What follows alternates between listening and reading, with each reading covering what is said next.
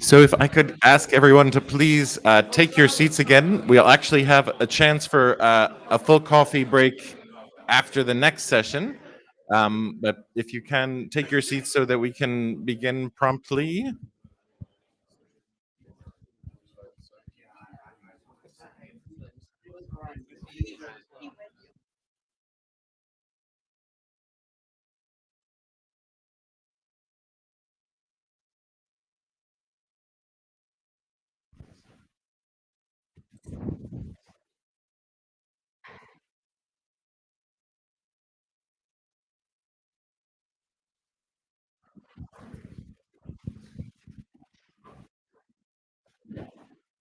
Hello, everyone. Good morning. Welcome to our second session today, Empires, Borders, Nations as Places. I'm Marsin Alshamary. I'm an assistant professor in the political science department, and it's my honor to present our speakers for today. We have Professor Priya Satia, an American historian of the British Empire and the Raymond A. Spruance Professor of International History at Stanford University. Her award-winning books include Spies in Arabia, The Great War and the Cultural Foundations of Britain's Covert Empire in the Middle East, Empire of Guns, The Violent Making of the Industrial Revolution, and Time's Monster, How History Makes History. Her work has also appeared in major scholarly journals, including American Historical Review, Humanity and History Workshop Journal. Satya is working on a new book project, The Lake of Liberation, on British colonialism in Punjab and its legacies. We also have Professor Jonathan Wyrtzen, an associate professor of sociology, history, and international affairs at Yale University.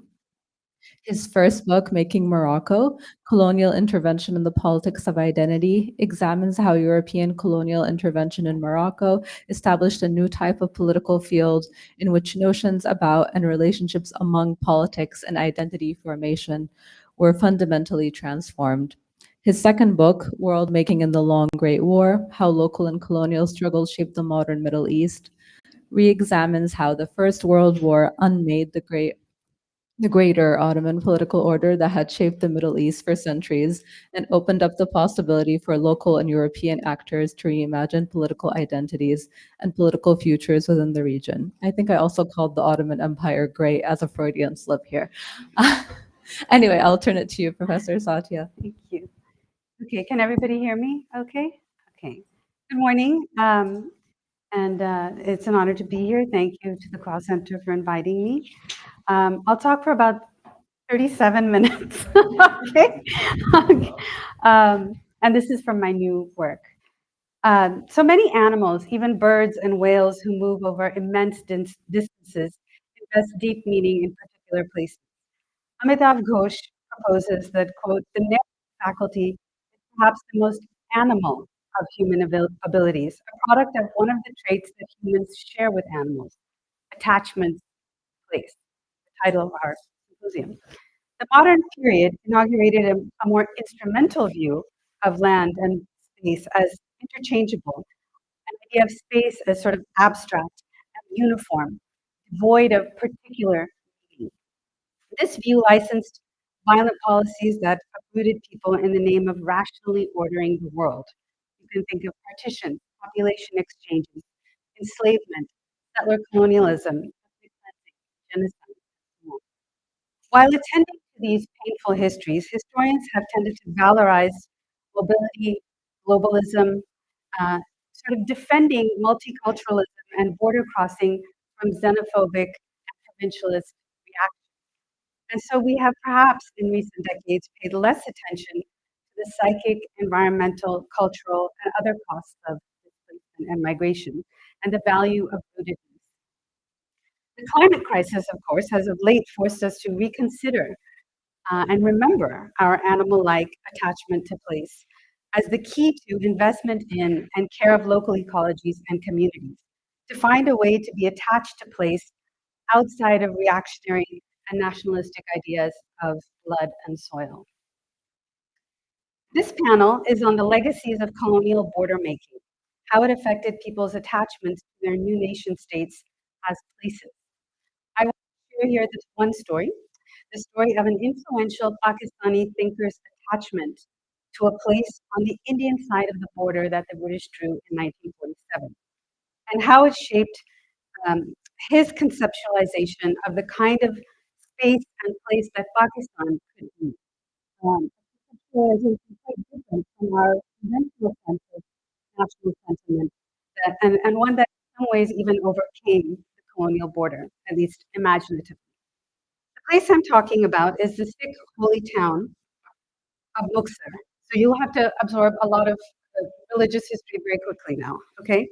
So I'm talking about a place called Muktsar in Malwa, Punjab, which is, so this is the border, this is Lahore in Pakistan, this is the Indian side. So where this red dot is Muktsar. Here we are zoomed in, formal name Sri Muktsar Town. So Lahore is here. Okay. So this is in Malwa, Punjab, which is the area east of the easternmost of Punjab's 5 rivers. Punjab means 5 rivers. So you see them all here. This is the Satluj. So Muktsar is right here. You can see Lahore here again. Sorry, I'm touching the screen. So in the 18th century, this was a semi-desert pastoral region where people were driving animals, camels, horses, buffalo, um, bullocks, goats, sheep. Um, Annual rainfall was very low. The groundwater was very deep. But the Satluj River, which you see sort of going diagonally there, the pink one, had actually many centuries before, we don't know when, at one point had gone east-west. And it had left behind a few ponds that were really important to the animal grazing that people did in this region. And at several of these ponds, it was an act of piety to scoop some earth from the pond bottom and place it on a mound nearby. So you can imagine there are ecological purposes that this serves, like desilting and so on. But in Punjabi, it's called mitti kadna, to take the dirt out, right? So the sources of this sacredness, like why this was a pious thing to do, were multiple and layered. To give you one example, the origins of the pond at the village of Latana were credited to a figure named Haji Ratan, who was a Punjabi companion to the Prophet Muhammad, it said. But it was further hallowed, this pond was further hallowed in 1634 because of a visit of the Sikh guru, Hargobind, who came to this village, came to the pond, and when he was there, he interacted with a local Hindu saint named Kaluna. So there's this sort of Muslim, Hindu, and Sikh layering of pious meaning, right? So the holiness of such ponds was also rooted in the fact that this was a time in which the land itself was understood as full of barakat, or blessing. And the travails of the Sikh gurus, there are 10 Sikh gurus, across this terrain further sanctified it. This was the case with the pond at a place at Kidrana, which turned into Muktsar. So started as this pond at Kidrana in the course of the last Sikh guru's struggle against the Mughals. So by the end of the 17th century, the Sikh faith had taken distinctive shape under the leadership of Guru Gobind Singh, the faith's 10th and last founding guru. In 1704, he was at a place, he was at Anandpur. This is just a map of his journey and battles. But he starts at Anandpur, sort of in the foothills of the Himalaya, the eastern edge of Punjab. And you can follow the dark blue line for the places I'm going to mention. Um, so in 1704, he was the Guru Gobind Singh Ji was at Anandpur, and he was besieged by Mughal forces. And in this crisis, 40 of his followers renounced him and deserted and ran away. And the Guru himself finally escaped, and he went to a place, moved sort of westward, and wound up at Chamkor, which you can see marked here. Okay?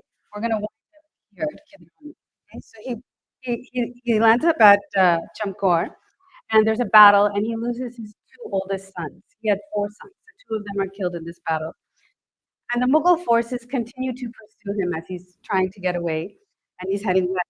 And each village he stops at is hallowed by his visit, by his presence. And a blessing. Each of these villages has a story of a blessing. And on the way west, he learns of the death of his 2 younger sons at the hands of the Mughal provincial governor of Punjab, Wazir Khan. And so he writes a letter. He pauses to write a letter called the Zafarnama, in which he's spiritually condemning the Mughal emperor, Aurangzeb. And he decides in his mind that he's going to not just try to escape these pursuing forces, he's going to attack the Mughals at Khidrana.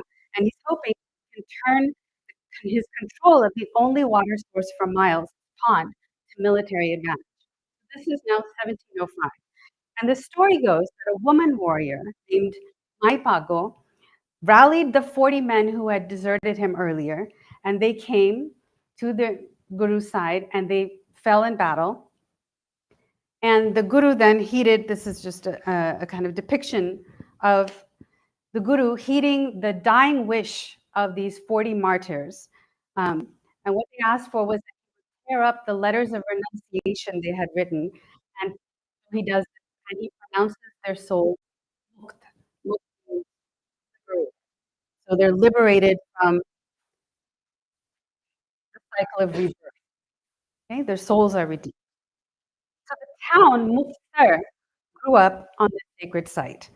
So in the story, Khidrana's original environment is crucial to this foundational, right, of the pond in an arid terrain, and there's also a lot of forest or jungle around, which is helpful for concealment from the Mughal forces, but also providing the wood that's going to be used to hold a festival commemorating this battle every week. Okay. The Battle of Muktsar was the Sikh Guru's final engagement with the Mughals, and a town took shape at this time slowly in the context of political turmoil in the next decade, which we're not going to get into. Many people started to come to perform seva, which is Sikh religious service, by laboring to deepen this pond, the Kadna process. This pool became the reservoir at the heart of the town's major Gurdwara or Sikh temple, which is called Tutti Gandhi. And it dates to 1743, and it commemorates the redemption of those 40 Mukta, 40 men who came back and died for the Guru. By the middle of the 18th century, Sikhs had begun to commemorate the 1705 battle with an annual festival called Mela Magi in the town of Wyrtzen. By the start of the next century, Maharaja Ranjit Singh had established his Sikh empire in Punjab. So his empire originated here. He's from this and he expands up till the river Satluj. He has an informal suzerainty here, but I don't know if you can see this in the back. The Marathas and the British were kind of putting pressure from that side. So Muktsar was claimed by this state called Faridkot, which was a protectorate of the British. It was a client state of the British. And in 1806, Ranjit Singh's generals cross the Satluj and they take Muktsar for his kingdom, for the Sikh kingdom.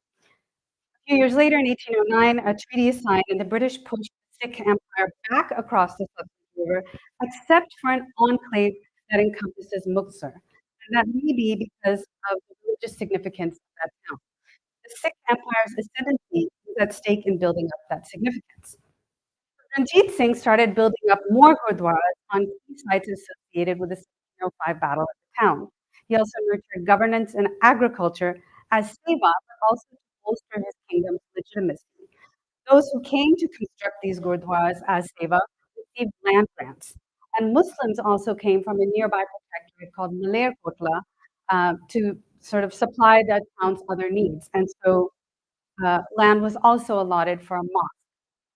And since some of the soldiers in Ranjit Singh's force that were protecting the town were Hindus, temples were also built near the reservoir that's at the heart of the Sikh temple. But the British are still eyeing this region because it's right on the route between Lahore and Delhi. Let me read. Here's Lahore, right? And Delhi's here. So this is exactly on the way. Muktsar is basically right here. Um,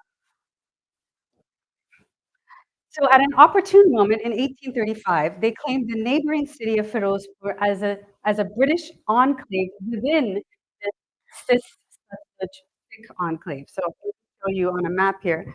This is the Satluj River. This is the enclave that the Sikhs had on this side, the east side of the Satluj River. Now there's this white part inside this British enclave within the enclave, this donut hole, okay? So in 1845, this frustrating dispute over this British claim triggered and ended with British annexation of the entire Sikh Empire in 1849. And Muktsar became British as part of this in 1846. This is a close-up of that enclave. And then this is, in 1909 when the British have all of Punjab. So the British, when they got Muktsar in 1846, they complained that they met with a, quote, from the local people. And so they initially, for a few years, actually farmed the management of this region to their client state of Faridkot and only took direct control in 1852. This idea of a good deal of trouble is interesting to me. Again and again, you find this area particularly rebellious. So at the moment of annexation, and again during the 1857 Indian Rebellion, when most of Punjab was quiet, has been recently conquered. Again, with India's first boycott movement in the 1960s and in the 1860s and 70s and so on, as the British are pursuing the civilizing mission of turning the pastoralists of this region into agriculturalists.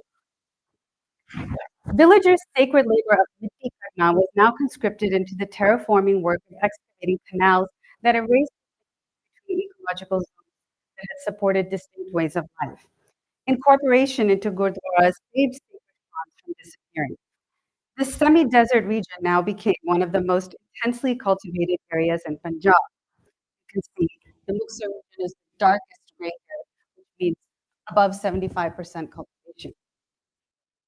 And a rail line was built to the town to ease extraction of cash crops like cotton that farmers now turn to, along with heavy loan taking, to meet tax rates that presumed a predictable natural environment.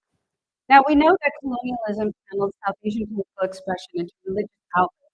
But the incidents of 18th century anti-state defiance that Muktsar shrines commemorated seems to have infused them with particular anti-colonial. The rulers of neighboring British client states also built up Muktsar's gurdwaras and mosques to assert spiritual and temporal autonomy. The sheer number and foundational role of the town's shrines and their interfaith entanglements made it a lake of liberation on the scale of a town. This is sort of an aerial view. The town also encompassed a place called Dera Bhai Mastan, which was named healer who had taken care of people who had come to the town after the Battle of Muktsar to Decline and so on. And these were the socio-religious residence of a spiritual leader. In the interwar period, it became a regional site for treating the wounded after clashes with the British. By the 1930s, then, Muktsar was populated by 22,000 eccentric and fiercely minded men and women who spent long spells in jail and were publicly feted on release. My great-grandfather was among them. The local Indian Congress Party and municipal committee were proven to be particularly fractious. This description comes partly from a novel called Khel Tamasha by Ashfaq Ahmed, who was born in Muktsar in 1925 and moved across the new border to Lahore, in Pakistan, in 1947. You can just see the distance he moved across the border. In Pakistan, Ashfaq Ahmed became a prominent writer and broadcaster, fathering the massively popular genre of the Pakistani drama. I want to talk about Muktsar's influence on the dream of Pakistan as a country-sized data that Ashfaq Ahmed popularized through his writing, films, and dramas up to the start of this century.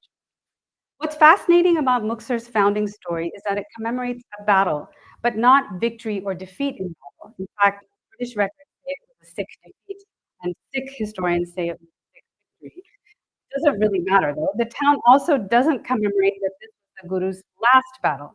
Rather, it commemorates the redemption of the 40 men who had deserted their Guru. This is a very specific memory, and it's something everyone in the town knows.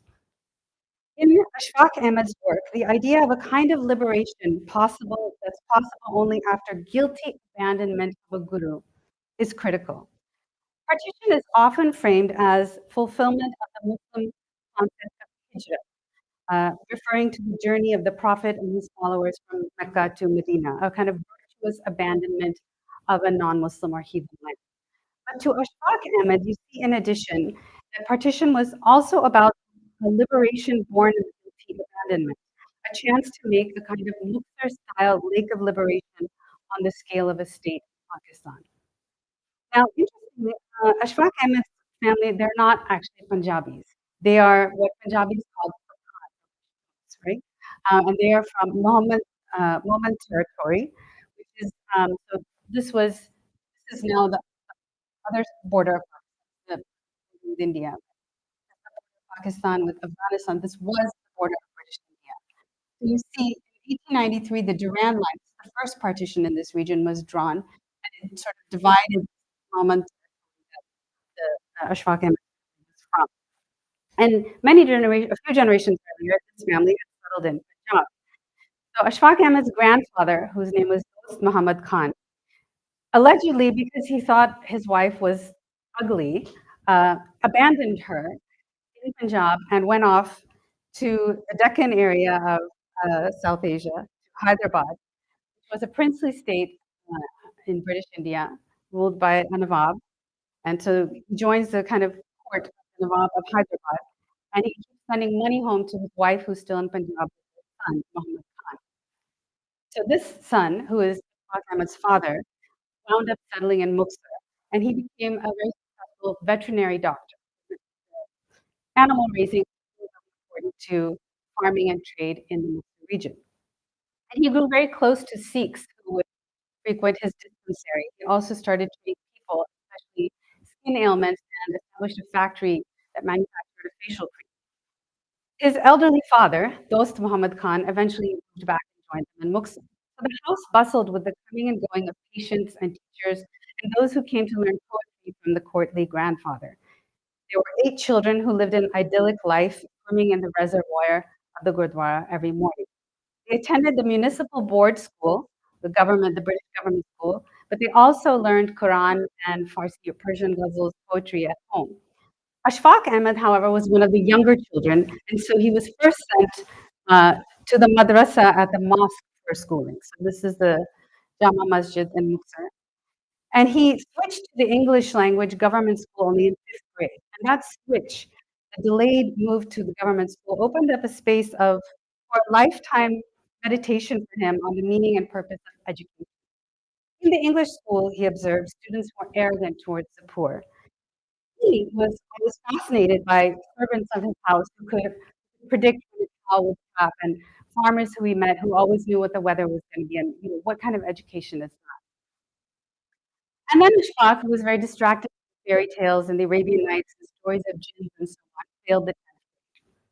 And his father was very angry and sent him to live for a year with a tutor who was a Hindu man named Chinatram. And the children called him Dauji. This fateful year shaped Ashfaq's creative life, we'll see. He finally passed 10th grade and went to college in Firozpur and joined the literary scene and began campaigning for Pakistan. In 1947, his family moved to Lahore in Pakistan. The nation state was coeval with modern empire, principles of sovereignty and homogeneity. But Ahmed's attachment to Muktsar nurtured an alternative conception of Pakistani political space that transcended religious homogeneity. In Lahore, Ashfaq began to write scripts for Pakistan radio to counter Indian propaganda as the conflict over Kashmir began. His literary reputation was sealed in 1955 with publication of a story called Gadariya, or The Shepherd. It created a storm, bringing him instant outsized fame. Gadariya was an autobiographical story about a boy who fails 10th grade and is sent to live with a teacher named Chinnatram, or Dauji, who's a clerk who doesn't earn much. Now, Dauji besieges the boy with questions and lessons at all hours, patiently and lovingly tolerating his sulky responses. He's deeply knowledgeable about Islam and determined to teach the boy Persian, too. He wears a turban over his bodhi, a kind of scalp lock of some Hindus, so he seems to encompass sort of Hindu, Sikh, and Muslim ways of being at once. One day, he tells the boy his own story of how he became educated. He had, as a boy, been a shepherd who stole goats, a kind of the pastoral type that the British had tried to civilize and eradicate. And one day, a learned man named Maulana Hazrat Ismail Chishti, whose father had studied with philosopher poets in Delhi, took him under his wing. When the young Chinnatram asked his teacher a geometry question that he couldn't answer. The teacher told him to get his mother's permission and go to Delhi and learn from a teacher there. But, and this is key, knowing that his mother would refuse, Chinnatram instead ran away to Delhi without a word to his guru, getting there by working on the railway tracks that the British were building from Lahore to Delhi. After a year, he returned and asked his ailing guru's forgiveness and looked after him for his remaining days. So this story echoed that Muktsar model, that template of desertion of and redemption by the guru. In the story Gadariya that contains this story, the fictional young Ashfaq tries to reenact this model, but something about his colonial education prevents him. So first, after he passes the 10th grade, he leaves for college and just avoids Dauji, and then a full betrayal comes with partition. The town, unlike in real life, this is the fictional part, falls on the Pakistan side of the border in the story. And in the end scene, these rioters are pushing Hindus and Sikhs out, and a hooligan milkman leads a gang and harasses Dauji, pulling off his turban, cutting off his scalp lock, and forcing him to declare his conversion to Islam and to chase the milkman's goats. So he's sort of reverting to the pastoralism, right, that he had been educated out of. And in the crowd, Ashfaq is watching, and he feebly attempts to intervene, but in the end, he does nothing. In fact, of course, Ashfaq's hometown, Muktsar, fell on the Indian side of the border. Perhaps he shifts the setting to the other side to dramatize his guilty abandonment of the teacher who had shaped his moral outlook. And maybe he was also trying to redeem that betrayal through his writing about it. Now, the shepherd evokes the image of prophets and the role of the beloved guru, someone who can guide navigation of the seeming meaningless of worldly existence. Dauji was learned in this way. His is not an education for getting ahead in the world, but for transcending it. But Ashfaq drew on Dauji's interfaith moral outlook and lineage to dream of a state, Pakistan, exclusively for Muslims, conceiving Muslims as refugees from a colonial and casteist order. Ashfaq Ahmed, according to his wife's memoir, was grateful for a childhood that had given him an experience of closeness to ordinary people, teaching him that the poor mostly want self-respect. That's what keeps you alive on the inside, not food and shelter and so on. He felt the British had deliberately damaged Muslim self-respect, namely by crushing Muslim education.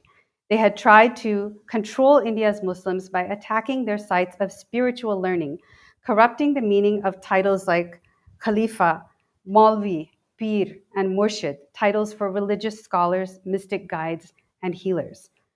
Other anti-colonial thinkers like Gandhi or Tagore, you can think of, also criticized colonial education and urged a return to indigenous models of mentorship and ethical education. Ashfaq turned to the idea of Pakistan as a refuge for those who had been denied self-respect in colonial India, a kind of data on a nation-state scale. It would be Pak, or pure, like the holy town he grew up in, but its holiness would be anchored by borders that divided it from the unholy, rather than anchored in the history of Barkat, or the Barkat or blessing of the land itself. There, he dreamed, refugees from the desperate pursuit of wealth would come and embrace spiritual growth as a common purpose. Arriving in Pakistan might be like returning to the fold, like the 40 muktas who returned to their guru. Perhaps Ashfaq saw himself as Mai Pago, rallying them to return, or perhaps Pakistan was a Gadariya or a shepherd in itself. The story Gadariya expressed Ashfaq's guilt for the exclusiveness of his vision, for he recognized the central role of Dauji's love and training in nurturing the creativity that allowed him to aspire to it. Dauji had been his shepherd. He believed that if he had been born elsewhere, his creative strengths would not have developed. His wife, the novelist Bano Qudsiya, wrote that Ashfaq could never get over his childhood or subtract Sikh culture from his upbringing. He cherished the books he carried from Muktsar and clung to habits cultivated there, including a passion for animals. He would slip into rapid Punjabi, though he's an Urdu don, he slipped into rapid Punjabi and easy familiarity with Sikh visitors. In Pakistan, he continued to search in deras for guides offering advice, encouragement, and unconditional love, enjoying their routine of langar, the communal meal that would have been familiar from gurdwaras in Muktsar. In fact, Ashfaq Ahmed's creativity depended more precisely on having left Muktsar, where his writing was driven by an endless search for a lost heaven in this world or a lost memory of the past. He lived not as a refugee, but as an exile, haunted by memory and deeply private about the source of his sorrow, according to his wife. His childhood was the treasury from which he drew his stories and dramas.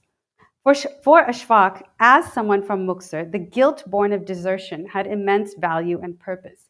It was necessary to freedom. The purely virtuous, he believed, wound up egoistic. Guilt offered real salvation because, he said, tears of repentance washed the soul's filth. He told his wife that he didn't want his wounds and bad conscience to heal because he needed them as motivation to fight for justice for others and to strive to make good on his utopian vision for Pakistan in the face of continual disillusionment. That motivation, and thus guilt, was morally necessary because hopelessness was a form of kufr, or disbelief. And he was disillusioned because, as he knew, his dream for Pakistan was utopian. The refugees who became Pakistanis did not come to make spiritual growth their objective. They wanted worldly success and quickly acquired the property of those who had fled to India. They wanted status and invoked differences of race, color, language, anything to bolster social status and hierarchy. Ashfaq pinned this betrayal of the utopian dream of Pakistan on the spread of the wrong kind of education. He insisted that, and I'll read the Urdu, you can read the English, अनपढ़ इंसान ने पाकिस्तान को इतना नुकसान नहीं पहुंचाया जितना कि पढ़े लिखों ने पहुंचाया है. He continually warned against defining progress in terms of technological and material advance and promoted this utopian vision through his dramas. If a utopian Pakistan was supposed to redeem his desertion of Muktsar, his writing about Daoji and Muktsar was perhaps a means of seeking redemption in their eyes. In Khel Tamasha, the novel, another autobiographical novel, there's a moment where the protagonist, another fictional Ashfaq, learns that people in his hometown in India have heard of his story about Daoji and are proud of him. He wrote this novel sometime after 1990 and before he died in 2004. Its entire subject is the desertion of a murshid, or spiritual guide, this time the clarinet player Iqbal Hussain, Master Bali, whom Ashfaq makes his murshid while home from college for the summer. We don't know the protagonist's real name, only the name Master Bali gives him by cutting off its first and last letters, Shifa, meaning recovery from sickness. Again, it's a story about education as spiritual healing. Like Daoji, Master Bali represents a syncretic way of being. He's a Muslim deeply involved with musical worship at the Sikh Gurdwara, which those who know will recognize as the Tutti Gandhi Gurdwara. The setting is instantly recognizable as Muktsar, but in the novel it's disguised as Takhtpur, meaning town of the throne or musical ensemble. It is accurately portrayed in the novel as on the Indian side of the border drawn in 1947. You can still hear that. Sorry, I'm getting a little distracted. In the novel, as in real life, Shifa moves to Lahore and writes and broadcasts and so on. But his teacher, Master Bali, stays in Muktsar, unwilling to leave his father's grave. And he predicts that partition will not last because it's impossible to permanently divide gurus and their disciples. So the example he gives is that the Sufi saint Baba Farid has his grave in Pakpatan in Pakistan, but his disciple Nizamuddin Aulia's grave is in India, in Delhi. So this is an echo of that old idea of the sacredness of the earth that challenges the idea of the sacredness of utopia, which is a no place kind of vision, right? Master Bali stays behind in India and he becomes a Sikh and a beloved musician and prayer leader in the Gurdwara. And he later explains to Shifa that his family had ties to Bhai Mardana, who was the Muslim companion and rubab player who had accompanied the Sikh faith's founder, Guru Nanak. So he says, my people have helped Sikhism spread, so now if Sikhs want me to convert, that's fine. He also explains the role of a guru in the search for the divine, how the depth of that bond helps one feel the unity of existence. Through a series of events we don't have time to get into, Master Bali is actually killed in Afghanistan in the 1980s at the hands of retreating Soviet troops. in the novel. So the story ends with Shifa finding his teacher's grave in a ruined village, leaving us with in Afghanistan. So this leaves us with an implicit, unanswered question about the nation state that lies between Master Bali's grave in Afghanistan and his father's grave in Punjab, in India. Master Bali's character shows that the truly learned and liberated are those who transcend superficial distinctions and boundaries, which Ashfaq Ahmed's Pathan family experienced double-fold. They recognize life as Khel Tamasha, the title of the novel, which literally means play or spectacle, a kind of game, something that doesn't mean anything graspable by humans, but that must be lived simply, playfully, and with love. In his life and through stories recounting his moral education in Muktsar, Ashfaq Ahmed extended the interfaith lineage of gurus that had formed him, becoming a kind of Sufi Baba or guide for Pakistan himself. He wrapped spiritual lessons in simple stories purveyed through modern technologies to revive on a national scale the mode of education that the British had tried to crush. His interest in peers and Babas inspired dramas that were his own offering of advice as a Baba for a Pakistan conceived as a dera. His house was a gathering place. I'm sorry, I went the wrong way. He is at his house. Was a gathering place for philosophical discussions that drew from his conversations with Babas at deras and scholars from Sufi orders. He continued in his later years to delve into Sikh history and Hindu mythology as part of his own history. Ashfaq Ahmed had left India out of conviction as a Muslim, but as his friend, the writer Mumtaz Mufti describes him, he remained a Sufi who contained multitudes, by turns a Kashmiri Pandit, a Bania, a moneylender, a child playing with machines, a Buddha, an old woman. His vision of Pakistan, rooted in experiences in Muktsar, allowed Pakistanis to craft Muslim identities that transcended Pakistani nationality and envisioned Pakistan as a dera still encompassed in a wider society.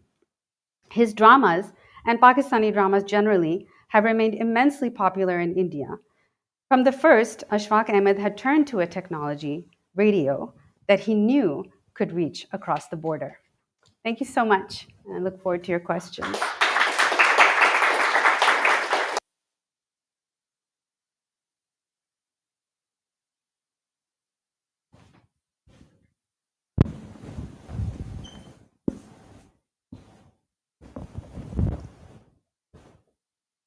Make sure I'm on, okay. All right. No, I've got this. I've got another one. I have a second one, yeah. Thank you. Thanks so much to the Clough Center. It's really an honor to be invited to participate today. I want to thank Jonathan and Nicholas and Megan for making this happen. It's really a pleasure to join Priya today on this panel and to have Marsin involved in moderating after we get done. And I'm going to try to take like 15 minutes so that we can have that last bit of time to have some interactions. I come to the topic, on your program it says empires, borders, nations, and thinking about the attachment to place in the mix of those things. And I come to that mixture of keywords from the direction of thinking about the Middle East and North Africa in my work over the past 2 decades. You heard a little bit of that in the introduction. So I mainly focused on how political boundaries, and here I'm thinking of symbolic boundaries, social boundaries, spatial boundaries, have been redefined over the past century or so in this region. Thinking about how that's been redefined through processes of colonial interventions, a world war, the fall of Muslim imperial political frameworks that had structured the region for centuries, through colonial and local state-building processes, which included colonial and anti-colonial violence, and how all those things have remapped the political topography of the region. So that's my perspective in engaging with the invitation to consider the question of attachment to place. Where this goes? Down. There we go. Okay, so this morning I have 2 questions or provocations that I don't really have conclusions. I have provocations or questions that I want to kind of put out in the mix as we interact the next 2 days. In this direction of thinking of how attachment to place works itself out in the Middle East and North Africa as a region, but also more broadly in the larger world, that has been deeply imprinted by processes of colonialism and empire. So the two questions I want you to think about this morning, if you can't read it from the back, I'll read them out. One is about how attachment to place works in the framework of current or former colonies. I do intentionally say current. We're not in a post-colonial world. There's a lot of functioning and active, continuing colonial spaces right now, not even in a metaphorical sense. But second, how attachment, the second part of this, which I think is also really important, how attachment to place works in the metropole, or the core of, again, kind of intentionally saying current or former imperial centers. This distinction, kind of crudely, between current and former imperial cores and colonial peripheries, I want to emphasize, is not just between the global north and the global south. It is also within those. So what I'm thinking of is, you can think of imperial centers and peripheries. That's not just a Euro-American centric kind of core versus the rest. It's also within these other regions. Because if you look at longer histories, and definitely, if you think in terms of the Middle East, you think in Southeast Asia, you think of East Asia, think of South Asia, within Europe, within Africa, as well in addition, between European, North American cores and overseas colonial holdings, you have this dynamic of core and periphery, or something along, like, I have problems with that, a little bit of ways that could be framed, but it's helpful heuristically. And basically, almost every one of the world's 195 internationally recognized countries falls into one of these two categories. So this question, the relationship of attachment to place and empire, is broadly relevant. I would say it's ubiquitous, almost completely ubiquitously relevant. Going the wrong way. Okay, so first though, before we get into the question of how place might work in the post-colony or in the metropole, it's important to first observe an important distinction between space versus place. I think this has come up over the course of the year, and I'm glad it kind of be continuing in some of the lines that have been emphasized in earlier talks. For me, this year's theme, the invitation to think about the attachment to place, was really a provocative invitation. In my work, I've mainly thought critically and kind of over time about space, and I've specifically thought about political space. Physical political spaces, as well as, I mentioned, kind of social and symbolic political spaces and boundaries. So I've not thought as much about what place means in the midst of what I've been working on. It's kind of been indirectly in the picture, but now it's like thinking explicitly about it. But let's first start about the idea of space. And I think clarifying what might be different between space and place might be helpful as we get into the question of the conference, what attachment to place means in a world of so-called nations.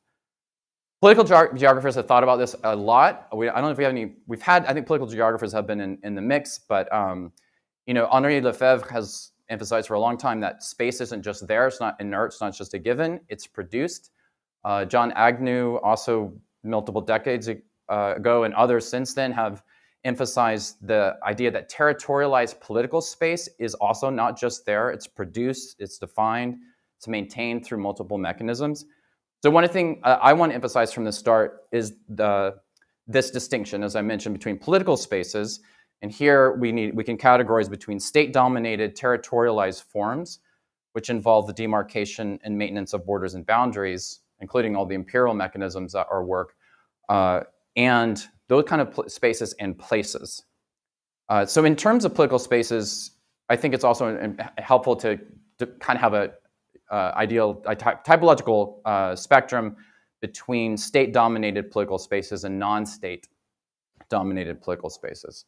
So with the former, with the state-produced political spaces, demarcated boundaries, again, I have a lot of qualifications. I want to emphasize, and this is particularly true for the Middle East, which has a disproportionate exceptionalization, that no political spaces are natural or primordial. Every one of them,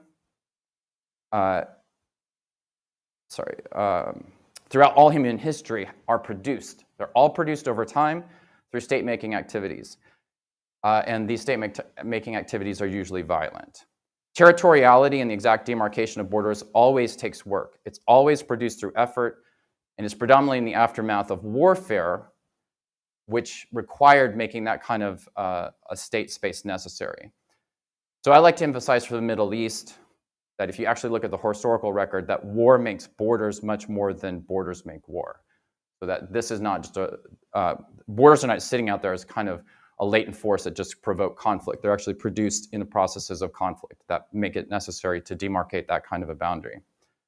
So the corollary of this is that the question of the artificiality of borders and the kind of default inverse presumption that there's some kind of natural political borders that are out there, that entire line of thinking is a total misdirection.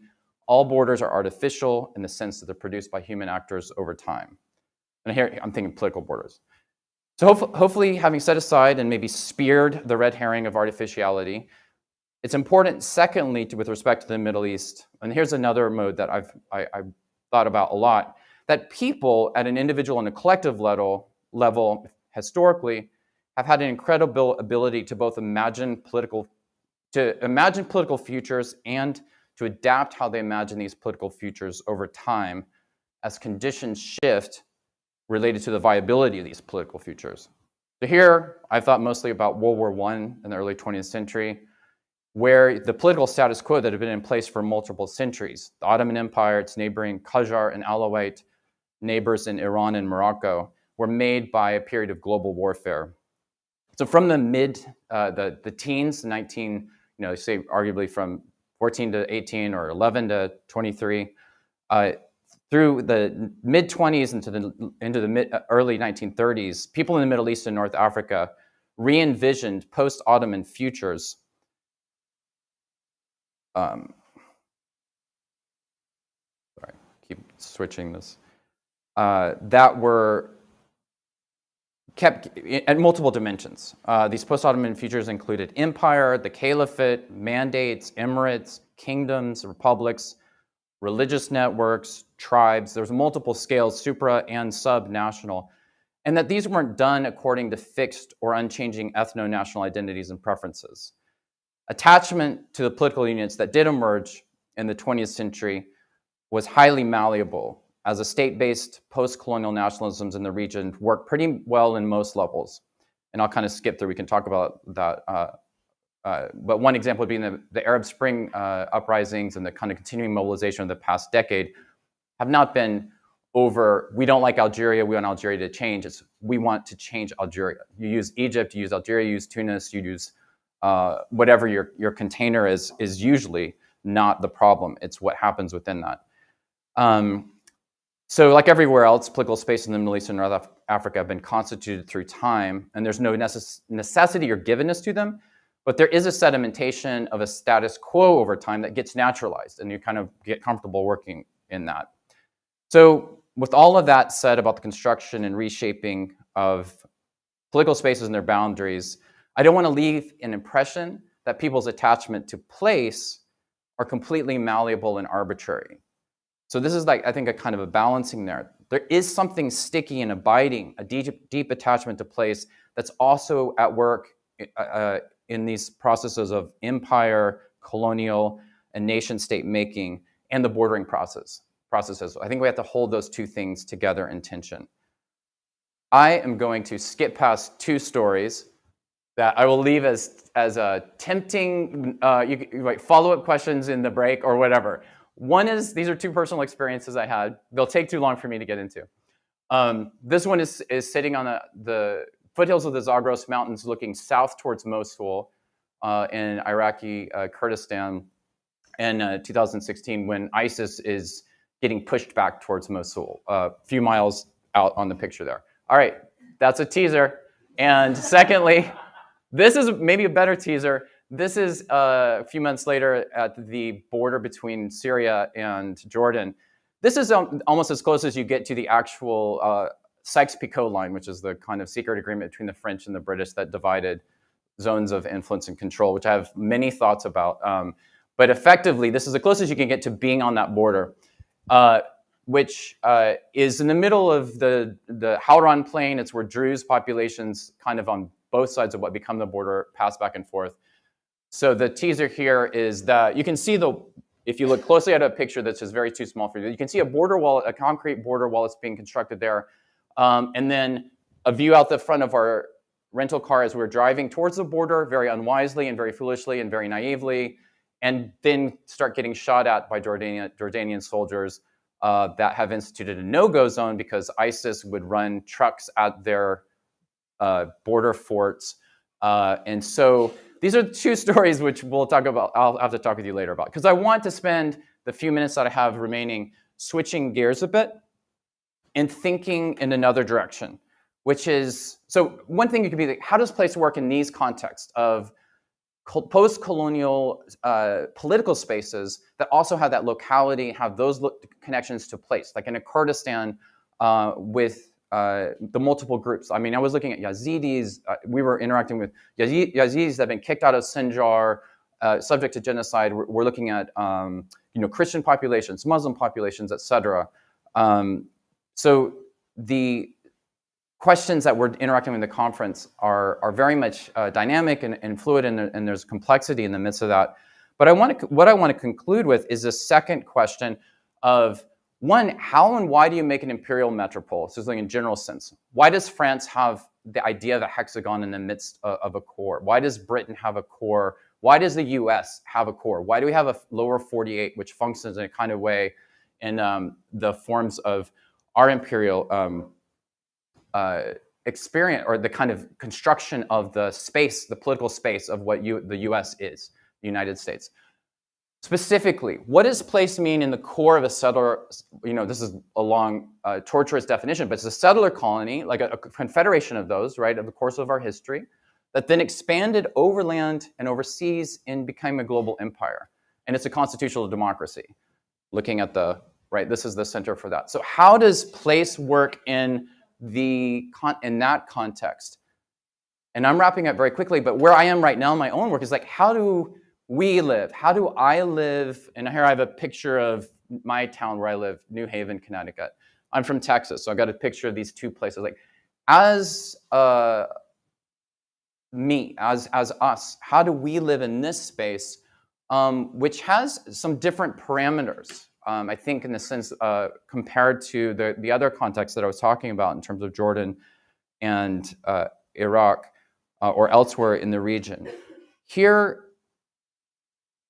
a metropole consists, in a case like the United States, of a mixture of indigenous populations, the settler newcomers, other immigrants, some were freely came, some were coerced to come, that moved into this space. So how's place working in this context? Many of the native communities and many of the immigrants have experience related to our empire's violent constitution and expansion through history, overland, on this continent, from east to west, overseas in the Caribbean to the Pacific, from Southeast Asia to the Middle East. What does place mean in this imperial metropole? And I'm not an authority who has an answer to that question. I'm a student who is, with fear and trembling and humility, trying to listen and learn to figure out to hear what the answer, or to learn work out what the answer is to that question. And these are words I just want to conclude with that are from Robin Kimmerer. She is a Potawatomi botanist and the director of the Center for Native Peoples and the Environment at SUNY College of Environmental Science and Forestry. And she's wrestling with this question too, as a Native woman. What do you do in this country, this community? And I won't read the whole quote. I know it's farther away, but she's asking, this is kind of relating this perspective from within her community, that's saying all these generations after Columbus, these people are stuck in this kind of in-between place. The problem is that they don't have both feet on the shore. One's on the boat. They don't seem to know whether they're staying or not. In this last paragraph, these questions, but can Americans, as a nation of immigrants, learn to live here as if we were staying, with both feet on the shore? What happens when we truly become native to a place, when we finally make a home? I think this is a kind of a summation of kind of indigenous orientation towards land, and I think it's very much towards place. And then finally, this last quote, is what I'm sitting with right now. What does it mean for me as American? And I'm a white American, who lives in this imperial metropole, nation state, with all of its history, with my own family history, some of which landed nearby in Boston four centuries ago, some landed in New Amsterdam 4 centuries ago, some came to New York 150 years ago. What does it mean for me to live in this place, in my position? What does it mean for the Afghani parents and children who are now American, who live in my community in New Haven?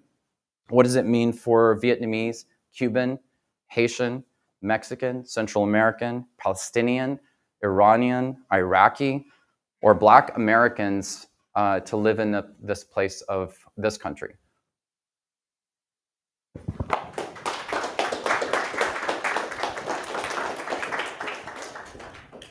Wow, so many tantalizing details. I don't think we have enough time to go through everything.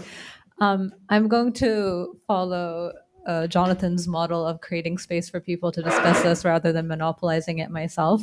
I just wanted to add 2 quick reflections because I couldn't help it on both presentations. On Dr. Satia's presentation, you reminded me very much of the sacred scholarly connections I see between cities in the Middle East that overlook but don't oppose borders, as though they're almost irrelevant to them. So I found that very, very familiar, your description. Jonathan, I mean, you in your research and in this presentation, you take down this idea that the Middle East is uniquely artificial, which is near and dear to my heart as a statement as someone from the Middle East, because I think it does do a lot of violence to people to tell them that their countries are less real than other countries, and I think people do this without much thought. Even academics do this, I've noticed. So thank you for that comment. I will turn it to the audience because I will be able to speak to the presenters all day. Thank you. My name is Miguel Rodriguez. I'm a professor and scholar in residence at Suffolk University, and before that, I spent 20 years as a diplomat. 2 quick questions, one for Priya and one for Jonathan. My scholarly focus is on a scriptivist, primary, unilateral, non-anti-colonial succession. It's a mouthful, I know. But given that you have, and many others have noted that the colonial borders are largely artificial in Africa and the Middle East, even in Latin America to some extent, and non-compatible people are forced together into a container that's called a nation state. How do you feel is the future of I'm talking about non-remedial succession, non-consensual succession, but either primary plebiscitary or ascriptionist nationalistic succession as the world goes forward, given that the absolute supremacy that Westphalian sovereignty has been accorded in the current order? And just a last comment, this has been a progressive phenomenon before the current fixation on border fixity, no pun intended. There was the era of nationalism under the Nazis and Italian. Before that was the age of empire, which really focused more on the state than the nation. So these 2 phenomena have been going, in phases. How do you see the future of that nationalistic entities like Kurdistan, like Uyghuristan, Sharqi Turkestan, like Tibet, Kashmir, even would feel a greater sense of attachment to space? And then for Professor Satia, your account is really such a rich mosaic of partition era India. Thank you. But interposing your detailed research in the present, do Pakistanis still feel a sense of guilty abandonment from India, especially the Muhajirs who left? Muhajirs are those Muslims who left United India for Pakistan, given the state of Muslims in today's India led by Prime Minister Modi. Thank you to both of you. Yeah, I will try. My first response would be that I don't believe nation-state containers are more artificial in the Middle East, Africa, South America, or Asia than they are anywhere. That I think I'm pretty committed to the fact that these are, as I mentioned, they're political, they're power, and they're produced over time. So I guess the fit between, I'm an agnostic on self-determination and the nation state, and maybe I can qualify that in longer conversations. but it's not, to me, in terms of a political theory, it's not an absolute value. I think we can see the incredible harm, and you mentioned some of it that has happened. I think the second question is, given if that is just the international order that we live in, what do we do within it to the best? And I very much think the problem in the region that I say, the Middle East, or the problem in this country is not really the borders. I mean, who cares what? Not who cares, but the exact border and where it went through between Quebec and New Hampshire, or the border between Connecticut and Massachusetts isn't a primordial problem with our society. It is the politics that happen inside of the container, however it came to be. And I think that's very much the case in any of these. And I think in that sense, there are, you can think about the ones that are left out, but I don't think the salvation of Kurds is not necessarily to have their own nation state. I'm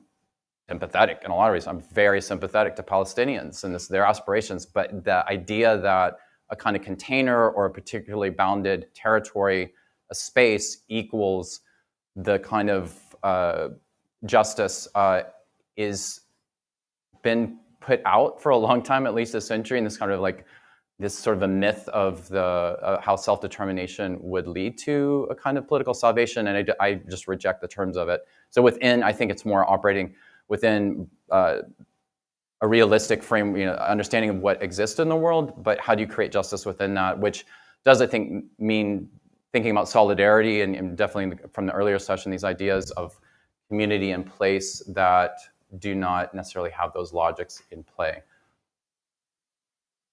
Yeah, thank you for the question. I did not mean to imply that Pakistanis in general think about the experience of moving from, especially the Muhajirs, that was a guilty abandonment. This is a specifically Muktsar vision that shaped Ashfaq Ahmed. And I think because he became so influential, sort of in a quiet way, this idea of Pakistan is there, coexisting with other ideas about Pakistan. It's sort of an alternative way of thinking about Pakistan. You can also, at the same time, you can be a totally nationalistic Pakistani and believe in the nation state, or there are many ways to think about it. I'm just saying that this is an important way of being Pakistani that has existed, and it's emerging from this story of this man's attachment to a particular place that happened to have this thick holy past embedded in it, right? So, but what's interesting, to connect to the question you asked, Jonathan, is that we have to remember even the idea of Pakistan was one of those attempts to think outside the framework of the nation state, right?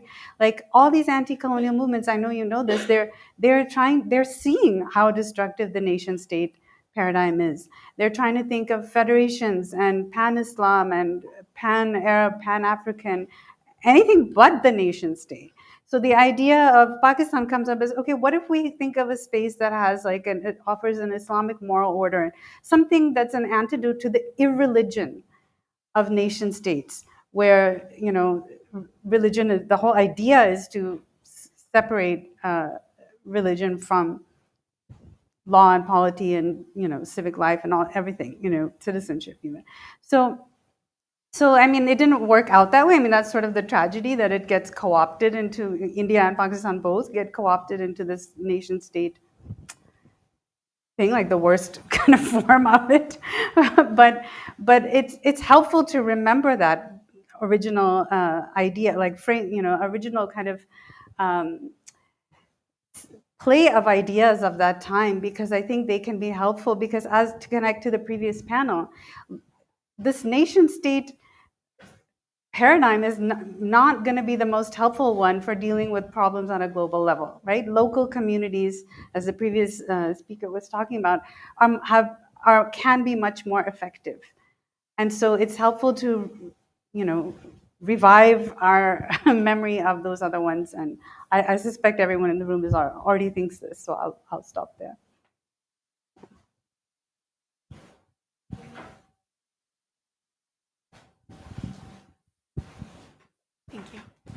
Hi, thank you both so much. I have a question for Jonathan, specifically about your use of Rubbenwald Kimmerer there. I really appreciate your use of birding sweetgrass, and it really reminded me of your initial emphasis on terminology in the beginning as well.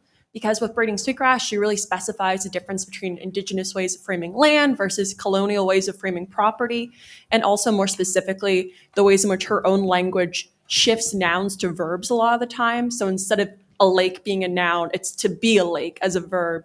And I was wondering if you could kind of reflect on this connection that I think you kind of draw in terms of language and the importance of terminology there. Thank you. I'm going to interact with it on one level. I feel I'm pretty suspect, or I feel committed to denaturalizing containers that do violence in physical and symbolic ways to realities that make us think in ways that I think that alienate us from place. And I think your emphasis on the way that she switches that modality is really a good reminder of that. And I think that could be something that how do we feel attached to a place and not alienated from it, in the sense that so I think on one level it's we can kind of be in a mode of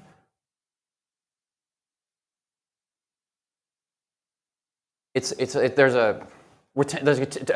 indefinite temporarity to whatever temporariness to what we're doing, that we are not actually existing in a space that I think articulates with the abstracted notions of space, or the way that it gets turned into something like a place at the level of a nation state.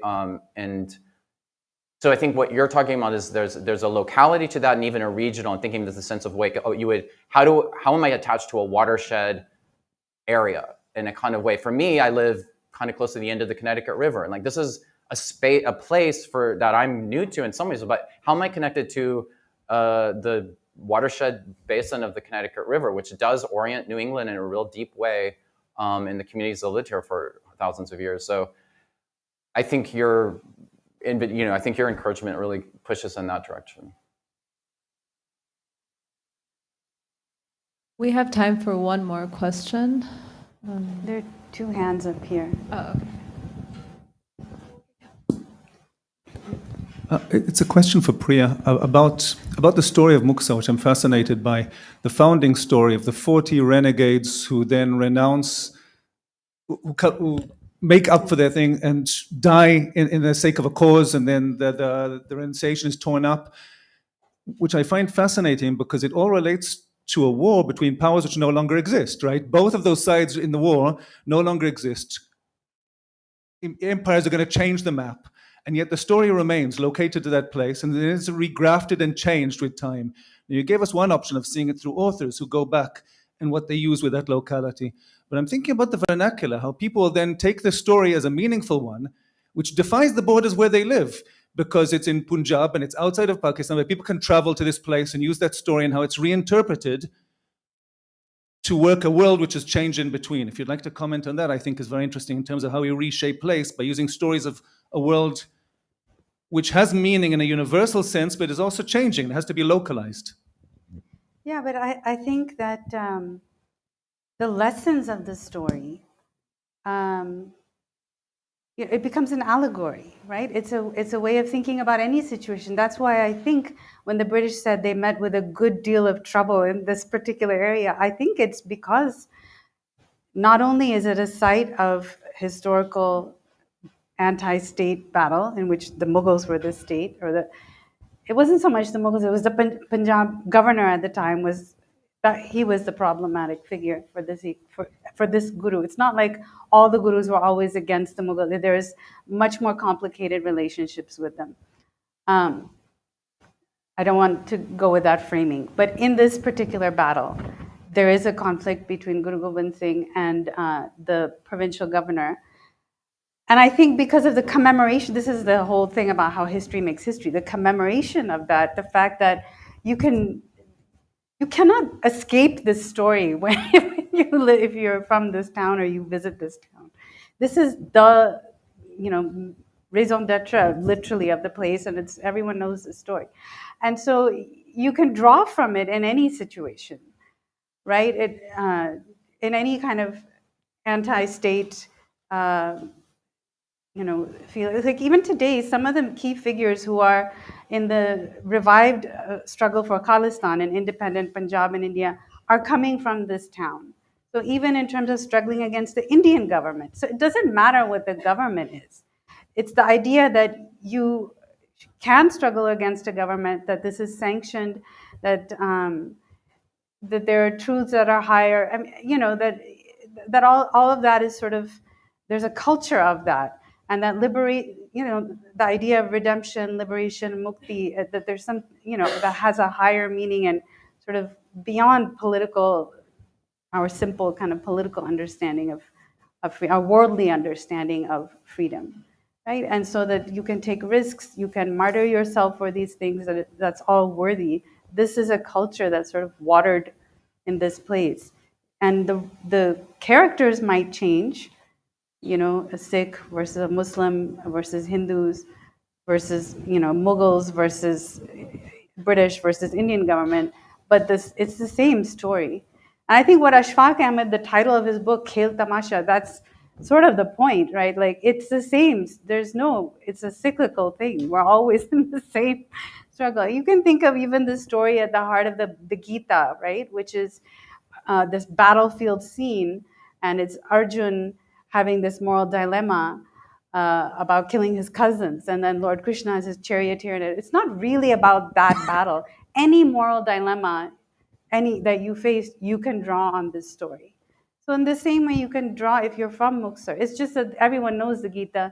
Nobody knows Muktsar. It's very, rooted in place. I happen to be from there, so I suddenly realized that this actually place has been really important, and no one has kind of realized it. But then you see, like, this guy, Ashfaq Ahmed, he's such a major figure in Pakistan and shaping Pakistani culture.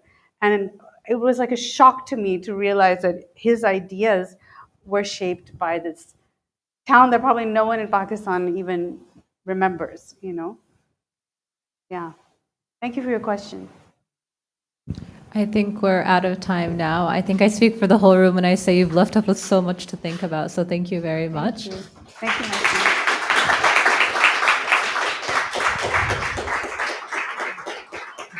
And I believe we have a coffee break until 11:30.